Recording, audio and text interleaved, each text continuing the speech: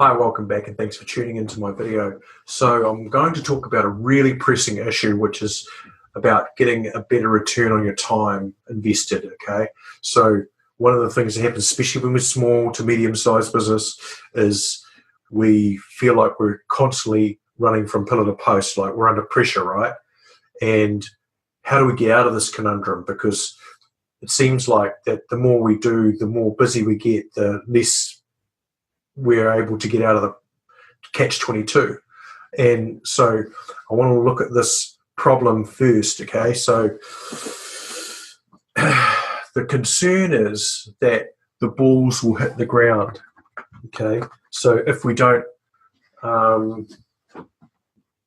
do everything ourselves well, that the customer or the level of our standards aren't going to be met well, and we're going to potentially lose our brand position, or our brand position will erode. We'll get beaten by competition. You know, we have to act fast and all these sorts of things. And all of that's true.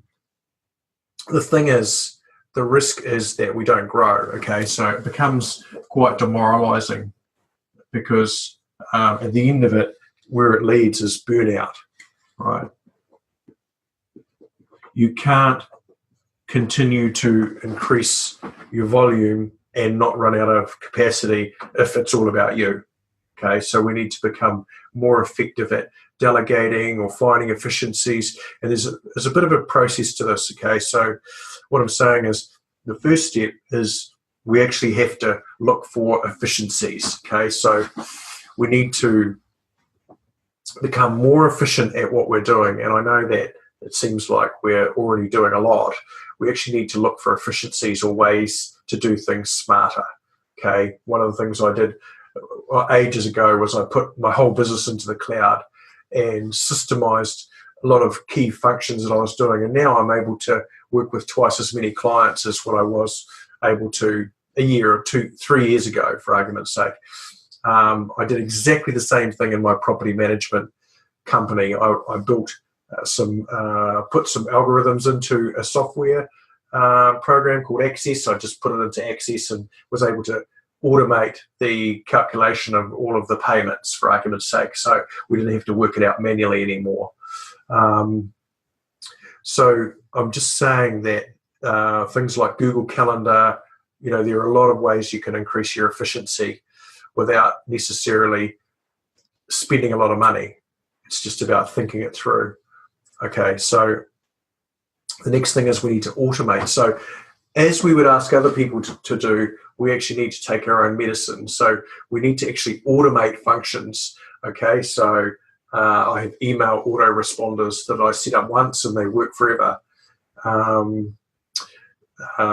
Just the way we use Xero, for argument's sake, or whatever your accounting package is, that can be set up in such a way that it's very simple. You know, you can flick through and calculate things on your phone. I'm just really talking about smaller businesses here.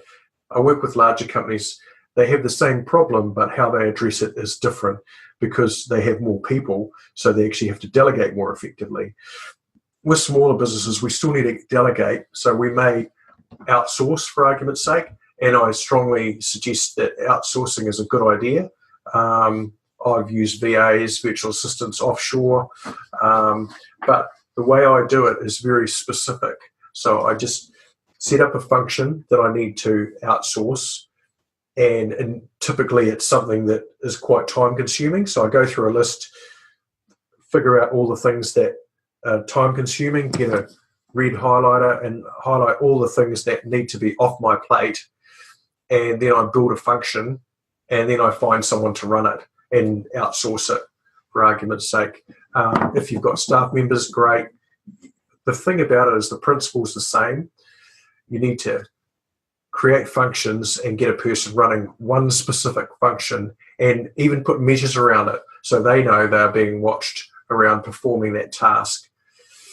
Next thing, we need to actually share responsibility, not just delegate. Okay, so what I mean is not delegation by abdication, but delegation through sharing. So when I even get a virtual assistant, and I had a company with 25 staff members, and so when I delegated responsibility. I wasn't saying, here you go, you do it. It was still my responsibility as well. So accountability, responsibility. And what I was doing was I was sharing the function and the accomplishment of the function, but ultimately I was still responsible. So I was sharing the accountability and I was still responsible for that function happening.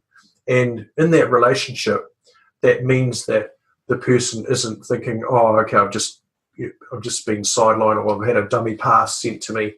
What I mean by that is I haven't just had a function thrown across to me for me to go and do and then come back. Because what happens is people become demoralized and they slow down and they lose momentum if it's shared in that kind of manner by abdication. Okay, so very important point. When you get this right, basically you can scale indefinitely. And I have clients that do scale indefinitely. But right at the start, it's quite difficult. It's a difficult spot to get out of, okay? And so the reason I'm saying this is because if you take these 3 or 4 little steps, then you can start as you intend to continue. You set yourself up so you can actually scale from a exponential standpoint. All right. And the other thing I would suggest is from a sales perspective, if you've got marketing working, selling working, or if you haven't, the reason I'm talking about sales, because most companies are pretty good at delivery, the reason I'm talking about sales and marketing is that they're actually really time consuming and they get left to last. So if you can automate some of those functions, you're going to be a lot further ahead. Tail end around product delivery and financials or accounting, also you need those systems all working properly. So you need to know, you need to have a sales forecast, a budget, so those are 2 different things, and cash flow forecast. Those are 3 different things. And if you have those systems in place, then you'll find that you only have to spend an hour a week on admin. And I know that would be nice. Some people, I can hear you saying, far out, it'd be nice to only have to spend an hour a week on admin. Well, you actually can, and I suggest you do, because it's very time consuming. And you need the back end working, and you need to have confidence around the back end to make sure that the rest of the business works consistently and congruently. That's it for now. Talk to you soon. Cheers.